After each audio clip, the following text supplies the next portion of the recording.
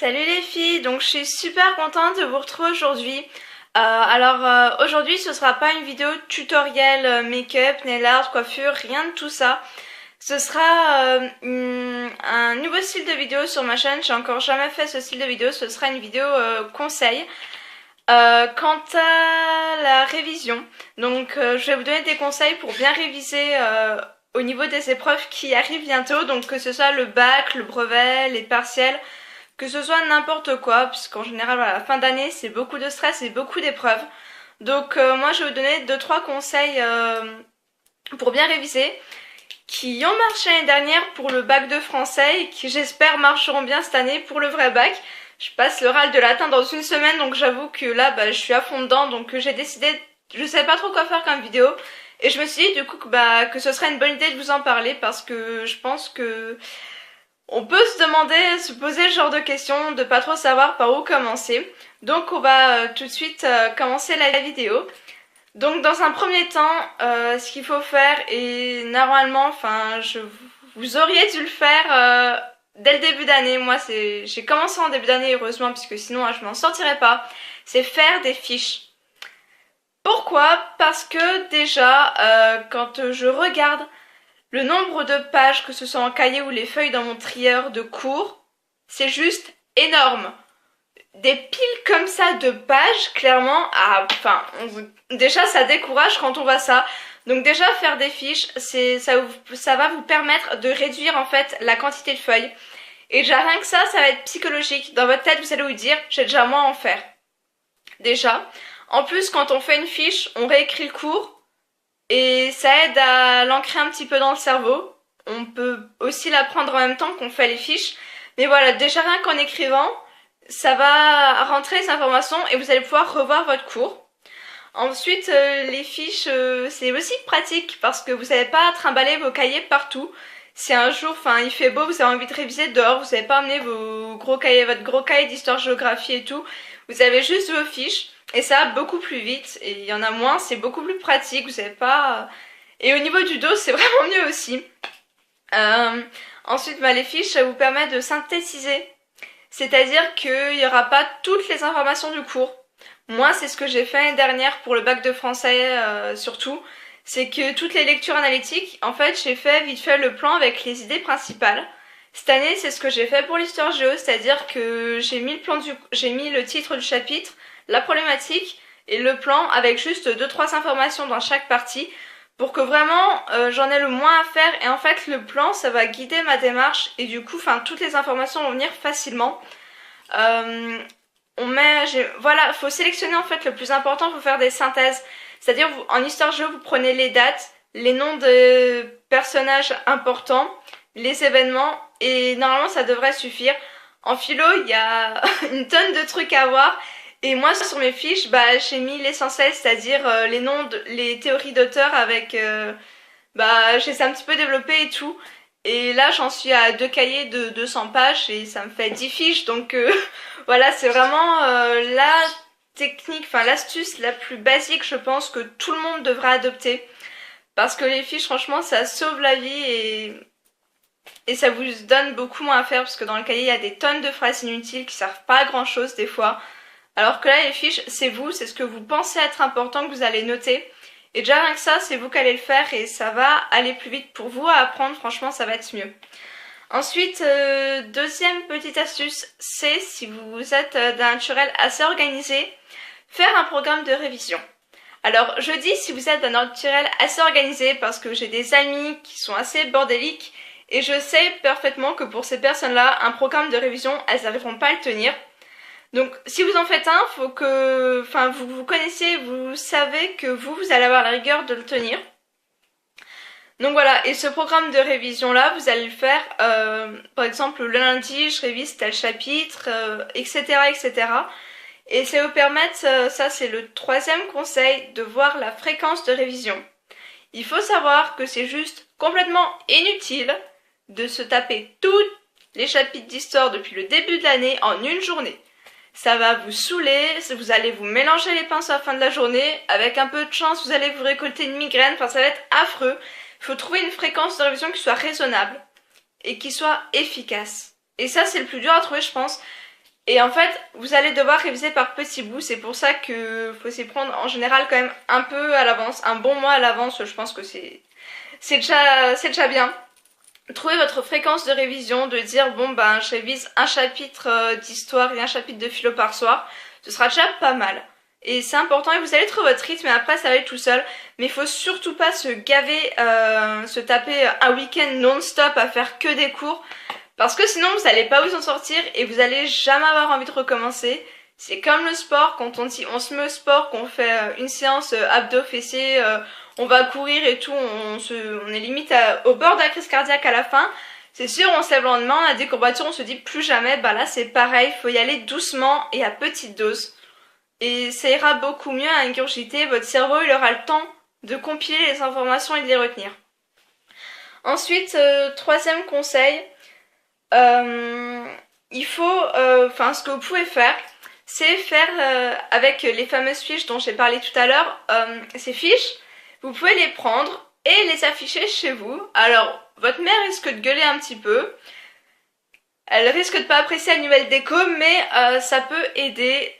Vous allez les afficher à des endroits où vous passez du temps. Moi, j'ai fait ça dans ma salle de bain.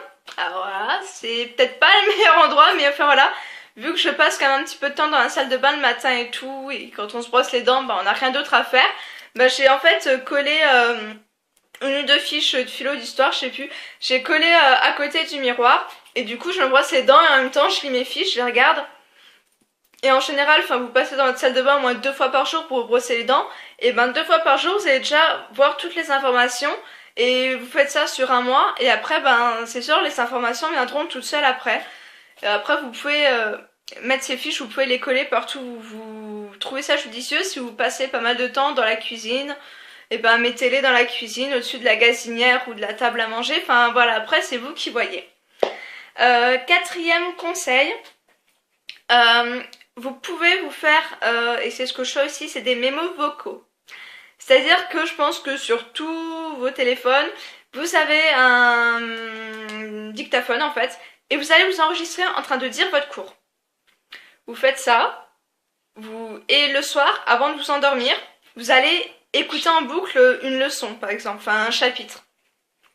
Vous allez faire ça, en fait, votre cerveau, vous allez vous endormir avec la leçon qui est en train de passer en boucle dans votre tête.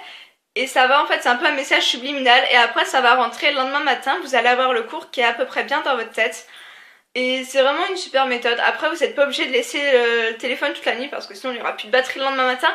Mais écoutez-le juste 3 fois avant de vous endormir. Enfin, vous êtes dans votre lit, vous fermez les yeux et vous écoutez votre cours. Vous laissez défiler comme ça. Et vous verrez qu'après, au bout de 2 écoutes déjà, et ben la troisième, vous allez anticiper ce qui va se dire. Et vous vous rendez compte que ça marche vraiment. Donc vous pouvez soit faire ça, soit si vous n'avez pas forcément envie de prendre le dictaphone et d'écouter tout le soir avant de vous endormir, vous pouvez faire une récitation, c'est-à-dire, vous prenez votre fiche et vous laissez le cours à voix haute, encore et encore et encore et encore, en articulant bien, en lisant bien toutes vos fiches et tout comme il faut. Et ça peut marcher. Après, ça dépend des personnes, si vous avez plus une mémoire photographique ou pas. Mais je pense que ça, on sait en général quel type de mémoire on a et on adapte en fonction.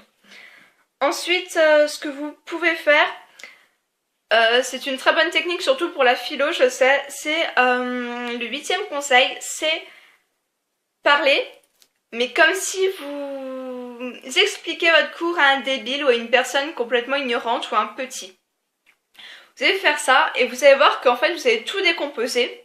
Et si vous arrivez à faire ça sans votre fiche, c'est-à-dire à bien tout expliquer avec vos propres mots, faire un bon truc, vous allez vous rendre compte en fait que votre cours vous le maîtrisez et qu'il est bien révisé. Et ça franchement c'est une super méthode. Et si vous l'avez jamais essayé, je vous conseille de l'essayer parce que c'est vraiment top. J'ai pas d'autre mot à dire, voilà, c'est faire comme si vous parliez à un enfant ou une personne bête.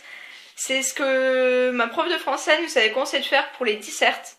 C'est-à-dire, voilà, pour faire une dissertation, faut faire comme si une personne qui connaissait rien du tout. Et là, votre raisonnement, il va être bien, il va être logique, ça va pas être trop tordu, ça va pas partir dans tous les sens. Ça va être synthétique et ça va être bien.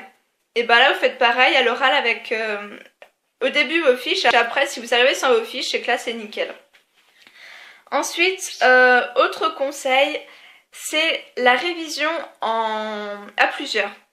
Alors, quand je dis plusieurs, c'est pas non plus à 10, parce que sinon, enfin après, je sais que moi, si je fais ça avec ma bande de potes, ça risque de vite dégénérer en n'importe comment.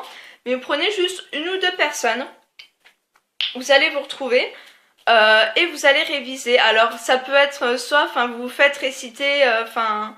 il y en a une qui a la feuille et l'autre qui récite, ou ça peut soit se faire des questions-réponses. Vous pouvez aussi faire ça, vous vous renvoyez des questions-réponses à propos du cours, mais ça aide vraiment. Parce que, enfin voilà, ça marche, et en plus, vu qu'on est avec des amis, et ben on n'a pas l'impression vraiment de réviser, et cette ambiance un peu détendue, même si ça reste sérieux, c'est quand même vraiment bien, et ça permet aussi un peu de décompresser. Et voilà, franchement, réviser en groupe, c'est une super méthode. Et ça marche, donc après voilà, faut trouver les bonnes personnes qui soient volontaires et sérieuses, mais enfin franchement sinon c'est une très très bonne solution. Et voilà, ensuite ces deux derniers conseils qui vont venir, ils vont plus concerner en fait le stress, parce que qui dit révision et examen de fin d'année dit forcément stress. Donc je compte vous faire une vidéo entièrement dédiée justement au stress. Mais j'ai décidé de vous mettre ces deux petits conseils qui sont quand même bien et qui aident quand même aux révisions. C'est à adopter tout premièrement une bonne hygiène de vie.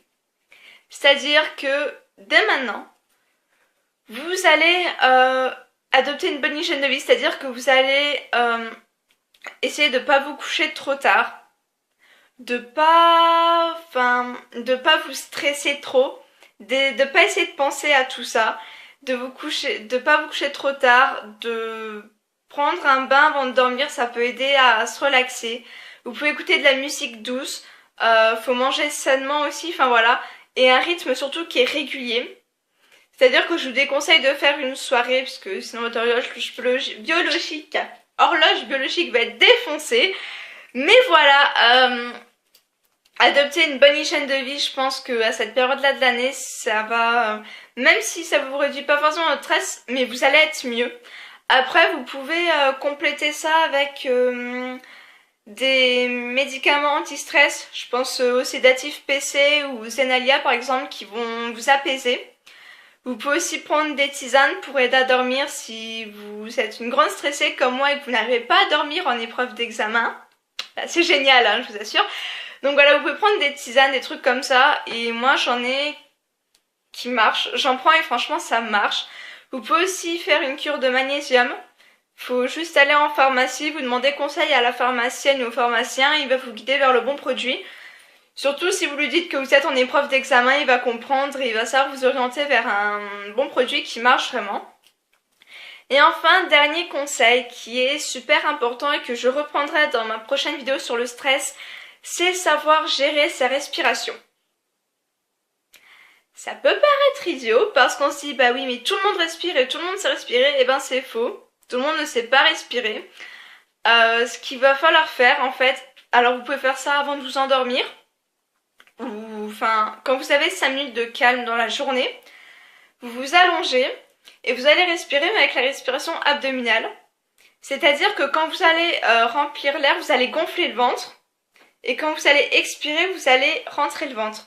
Vous allez mettre votre main sur votre ventre et vous allez faire ça plusieurs fois pendant 5 minutes. C'est possible, vous faites ça pendant autant de temps que vous voulez. Et ça va vous relaxer. Je vous assure que ça marche et ça vous aide à être posé après. Et vous pouvez très bien faire ça donc pour vous aider à vous endormir ou le matin avant de passer l'examen. Bah voilà, chez vous avant de partir, vous faites ça, vous vous relaxez. Et la tension elle va diminuer tout doucement et après vous allez vraiment être bien. Donc voilà les filles, c'est tout pour ces 10 conseils pour bien réviser et appréhender les examens. J'espère que ça vous aura aidé, que ça vous aidera, que ça vous aura été utile. Par-dessus tout, je vous souhaite un gros merde pour vos examens à toutes, que ce soit le brevet, le bac de français, les partiels, enfin tout ce que vous voulez. J'espère que vous les réussirez parce que c'est quand même important. Mais voilà, vous mettez pas trop la pression. En général, enfin si vous suivez même pas tous ces conseils mais juste 2-3 conseils, Et si vous êtes bien organisé, il n'y a pas de raison, ça devrait bien se passer. Donc voilà, moi je vous fais de gros bisous, puis je vous retrouve dans une prochaine vidéo. Bye!